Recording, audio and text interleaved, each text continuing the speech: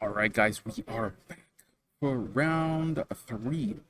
So our round three match is actually going to be, we're going to see probably one of the biggest menaces since OPO1 in Red Zoro, and a newcomer on the block with the Gerbil Dofi.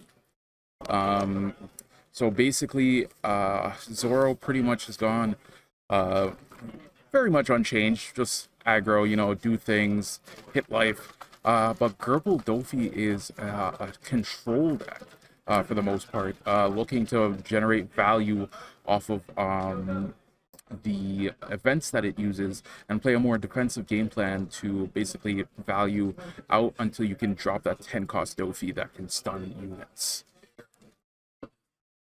So it's going to be very interesting to see how Josh here, who's on top, and Jeffrey, who's on the bottom, are going to play out this match because in testing, I have seen that Dofi usually can stabilize and long enough to basically be able to slow the game down and just get to that 10 cost Dofi point. But we'll definitely have to see here how everything goes. So our stream judge is just going over the rules and stuff like that for the players, and then we'll get straight up into it. Yeah, definitely. This is about to be a quite interesting match. Like you said, Zoro is doing what Zoro does. I've seen a lot of more variants in regards to like one drop spamming and essentially having the Magra and the new one drop Red Sanji and just basically playing one drops out the wazoo and then swinging aggressively. But if Dolphy can survive that early game aggression, then honestly, I could see this going towards Dolphy's favor for sure. Only because having that 10 drop placed down is just too good, honestly, not to really have an answer to, especially with Zoro. Unless, and I highly doubt the Zoro player would run it, but unless they're running like Round Table or something like that, they're not really going to get rid of it any other way. Yep. So it's going to be quite an interesting match if it gets to a later game. Kind of mid game for Dolphy would be like Diamante having that aggressive blocker that you can swing with every turn. Seeing the Luffy that goes into, depending on how film heavy this Dolphy player is, you could either see a 4-drop vanilla, which I've seen some people go towards, or see more of like a blocker film Uda, which is just really good. Playing blocker to another blocker for free is just too good, honestly. I think most Dofilas nowadays are going for that film package because that film package just generates a lot of value. Just being able to, like you said, drop blocker, then drop another blocker in Uta, which is going to be very pivotal in this matchup because Uta, if you guys don't know, on block she can don -1 to rest a 4 cost or less. So that is definitely going to slow down the aggression of the Zoro for sure. So the Dofi player definitely needs to see that in the early game. So we will see who is going first here.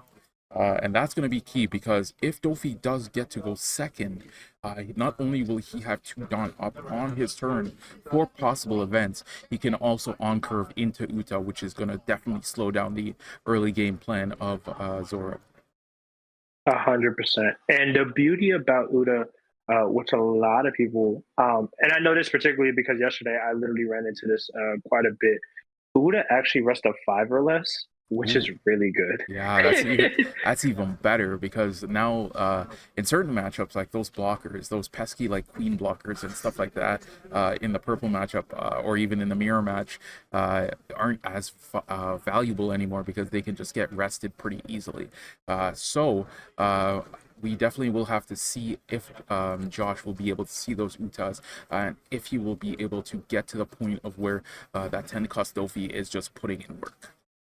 100%. And honestly, I'm kind of favoring Dolphy right now. I'm not gonna lie because there's so many good things you can do in that. You could like, as a prime example, yesterday, like I was able to rest with Uda and then use Spiderweb to essentially save it, restand, and have another card rested on my opponent's field if I block again.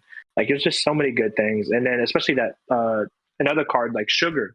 Sugar is not a once per turn, Mm, so essentially, if you find a way to restand it, and your opponent plays another card that doesn't pop it, like you're resting another character as well. right. So it's just cards like that are very, very good in this Zoro matchup. 100%. And here we, like I mentioned, just Dofi being able to go second here is huge because now he could potentially have Uta on curve for to set up as a blocker.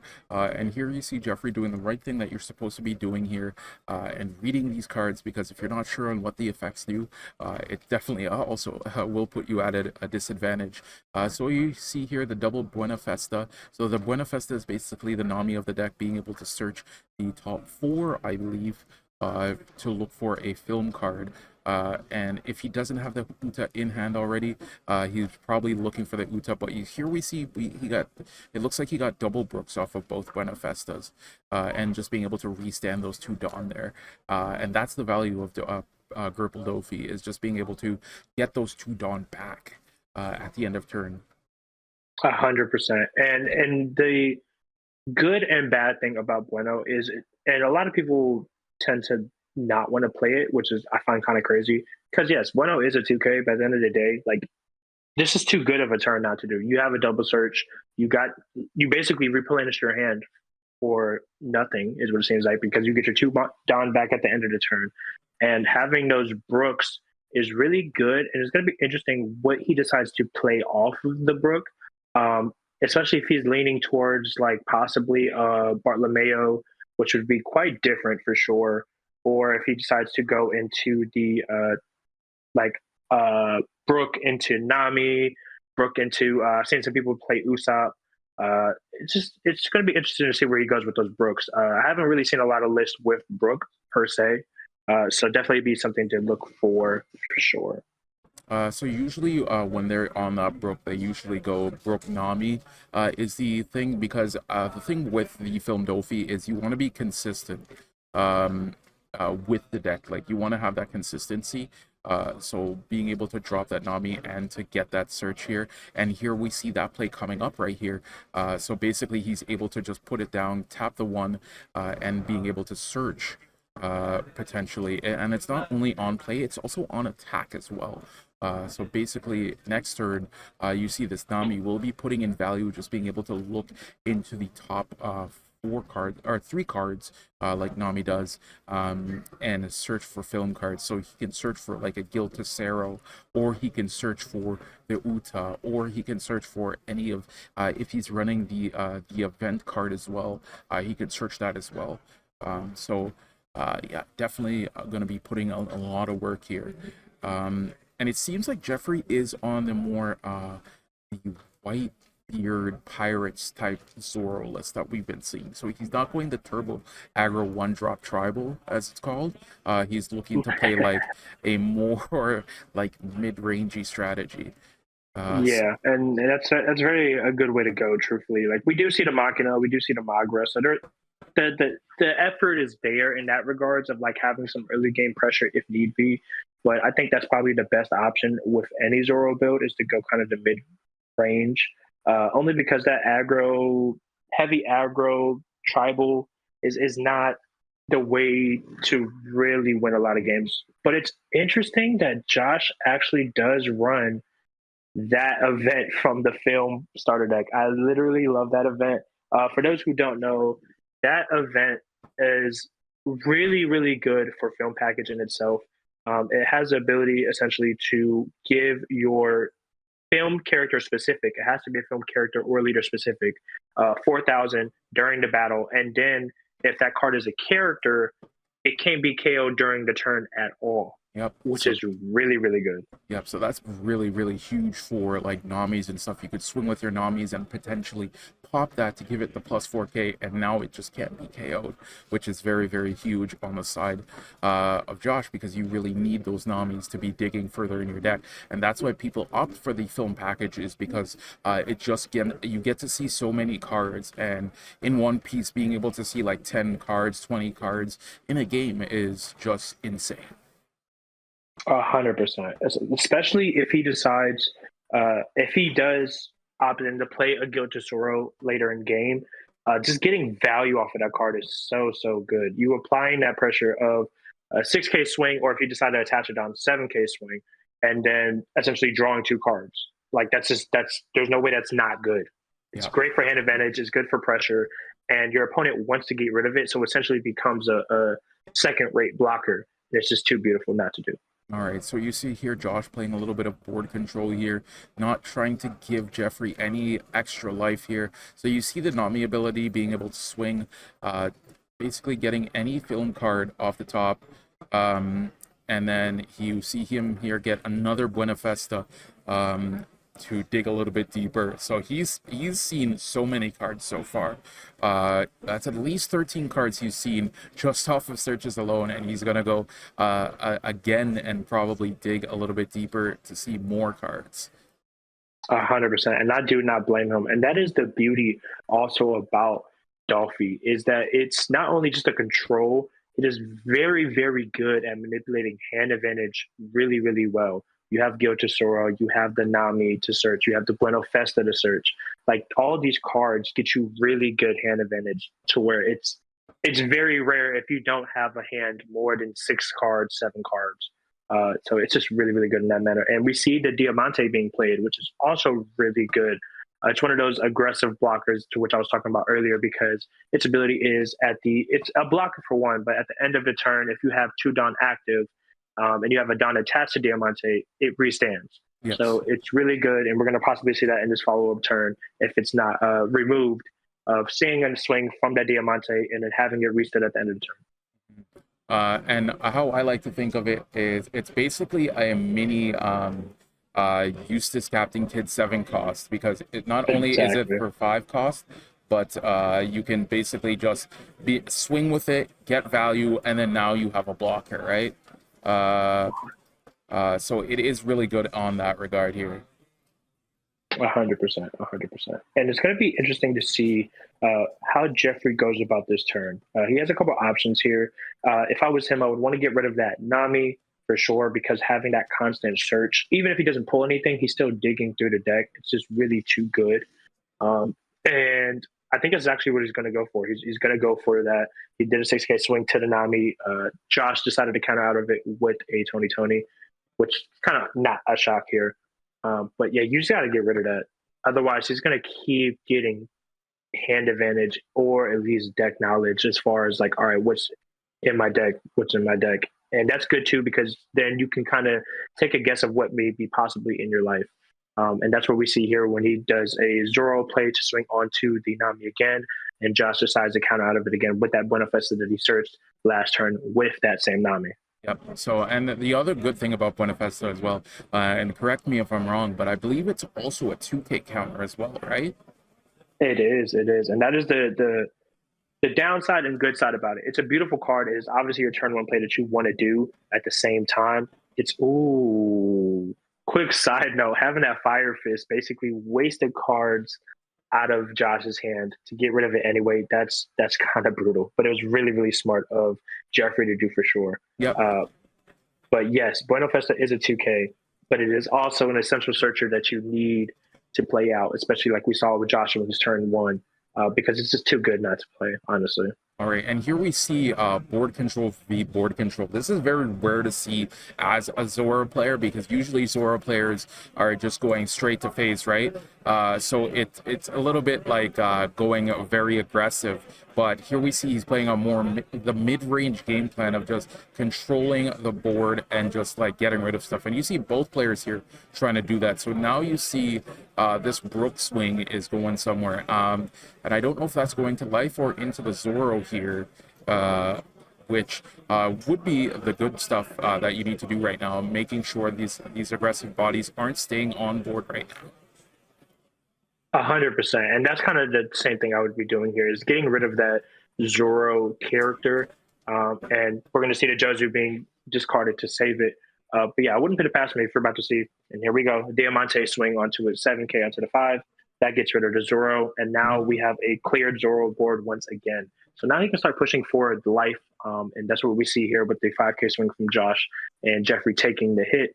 And he still has all his Don essentially to work with. He has quite a bit, so I wouldn't be shocked if we're about to see a Luffy play, and that's what we see. Luffy going into possibly a Uda, which would be beautiful. That's exactly the board that you need to see here, because in this case now, essentially anything that he plays, unless he gets rid of that Uda, is going to be kind of really hard to go after this board. He has essentially 3 blockers, one of which can aggressively restand, another one that can essentially rest anything that you played as a 5 cost below if it is blocked with, and he still gets those 2 down at the end of the turn with the leader ability.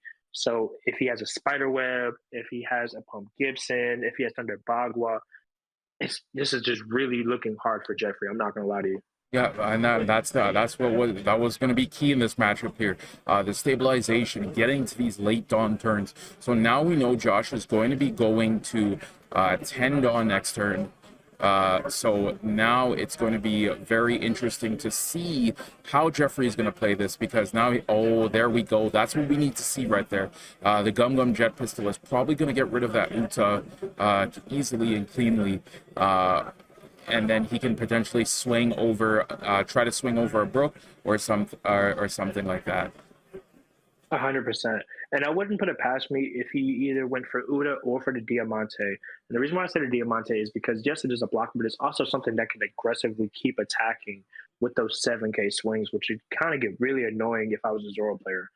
So either if he could get a Uda and possibly another Fire Fist going here, he could really turn this game back around.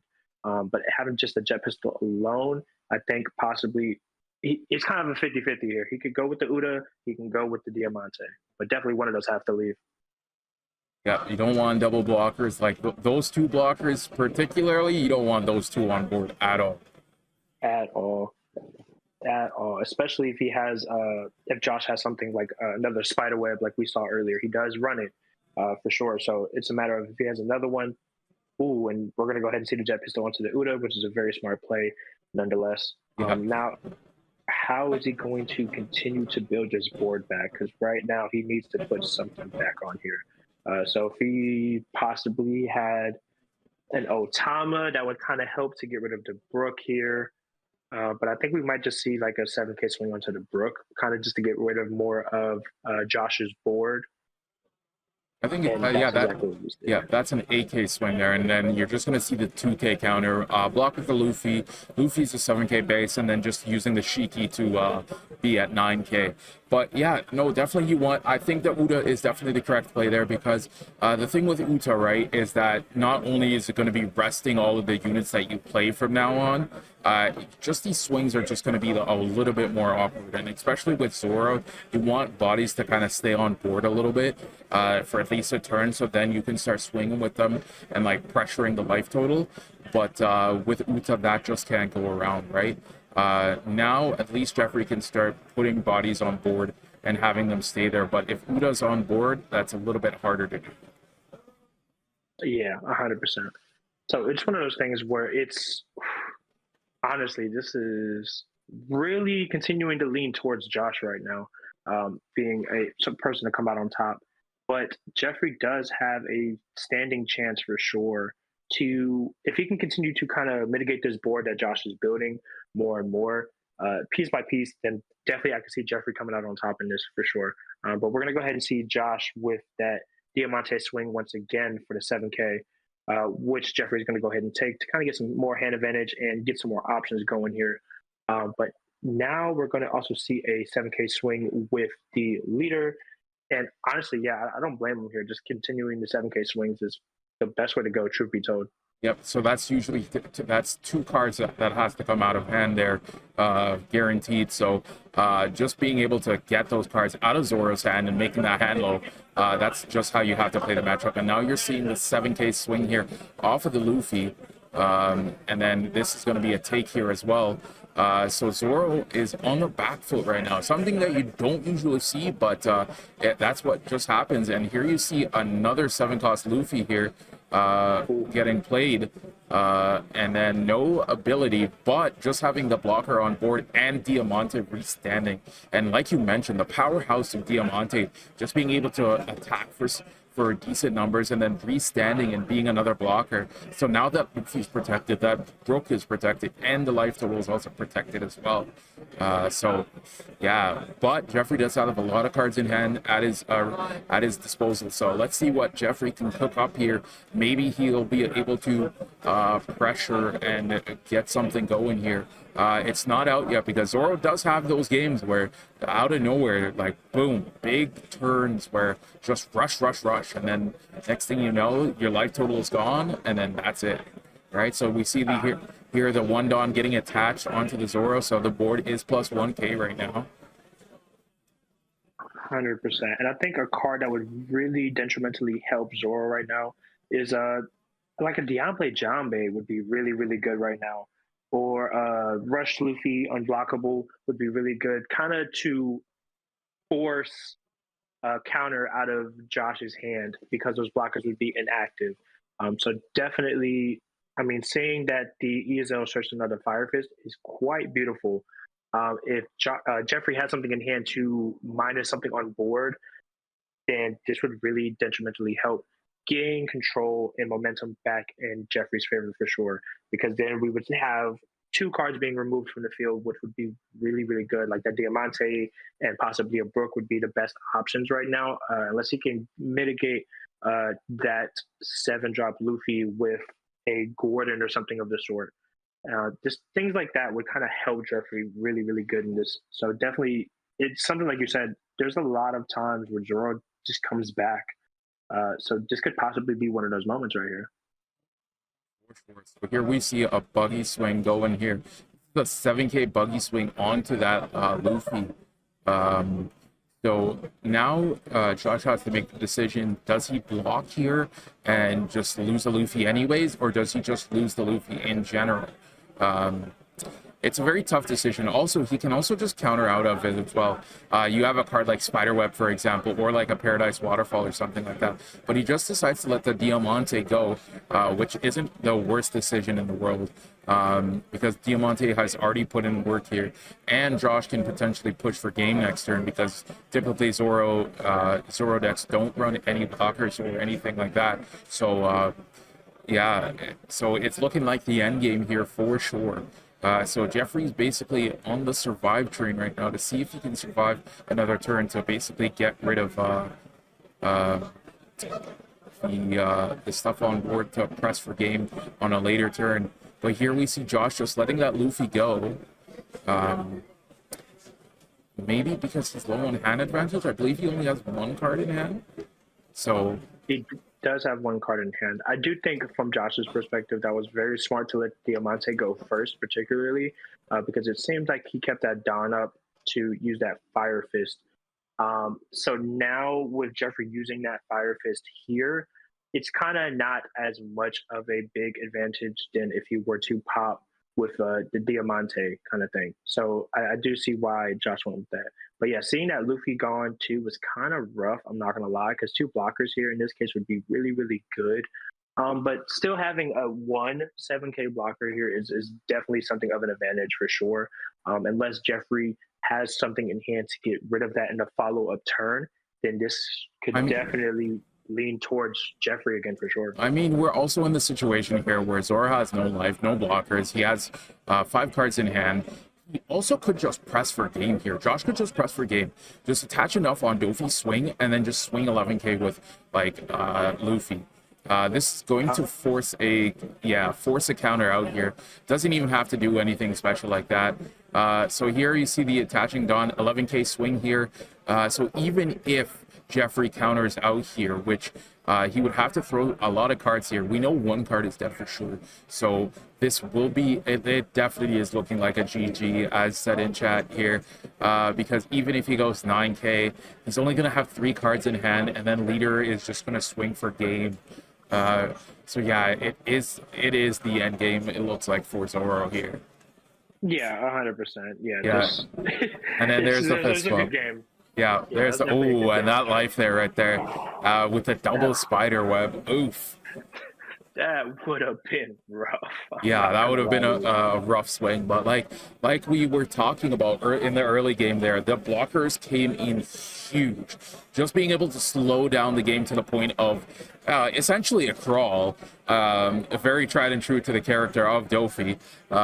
Yeah, just being able to slow down everything, basically forcing Zoro to say, hey, relax, we're not playing that aggressive. We don't do that here. And now he's basically Dofi was just playing the game at his pace, right? And that's where you want to be as Dofi. Play the game at my pace. You're coming down to my zone. We're going to late game.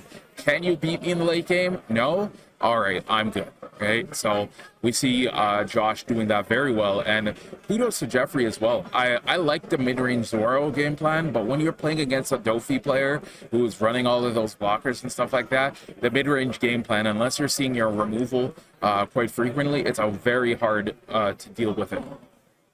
100%, and that's the beauty of this new Dofi. It's essentially just I don't want to say an anti-meta, because it is definitely meta. It's one of those, like, I'm halting everything possible and I'm doing what I want to do. You can wait your turn now. So it's really good against Zoro. It's beautiful against Law. It's really good against Katakuri. It's kind of like an up in the air against Katakuri. It's really good against all those decks. It's only arch nemesis is essentially blue. Just having those blockers returned back to hand or bottom deck are kind of the only things that kind of hurt Dolphy. But even then, definitely there's certain tech cards that some Dolphy players may switch in to essentially go outside of that, that arch nemesis of just blue. So definitely it's something that has to be respected in this tournament for sure. Yep. And I wouldn't put it past me if it was something that ends up in the later rounds, 100%. Yep, we definitely will hope to see Josh in the later rounds as well. So Josh would be 3-0 undefeated right now with that the purple Dofi list. So yeah, so now what's going to happen is we're going to go on a little break. It's lunchtime for the players here and myself and Zay as well. So we're going to grab some lunch and get rehydrated and refreshed and then get ready for round 4. But if you guys are just joining us, we are here in Niagara Falls for the Niagara Regionals for One Piece. Basically 10-round event. No top cut for tomorrow. Tomorrow is going to be nothing but side events and a good time. But the winner here will, the top 8 will be getting that, I believe it's top 8 or top 16, correct me if I'm wrong in the chat, but they will be getting a 2-round bye at Nationals in LA in January. So that's going to be good. Those 2 rounds are going to be key to crowning our One Piece Nats champion, because having that 2-round bye means 2 rounds that you don't have to worry about. So we're going to take a little break here. We'll be back in about an hour or so, and we'll have everything livened up and ready for you guys. So any closing remarks before we go get some food here? Nah, about to everybody kick back, relax, come back in about an hour, and we'll get some more matches going for sure. Aside from that, pretty sure Team Matt's going to get some Tim Hortons. I'm unfortunately not in Niagara, so I am going to get me some ice cold water. But yeah, definitely, everybody enjoy the time. Come back, meet us. Let's get into some round 4. Definitely for sure. All right, we'll be back, guys, in a little bit. We'll see you soon. Stay safe, and we'll catch you in about an hour. Peace.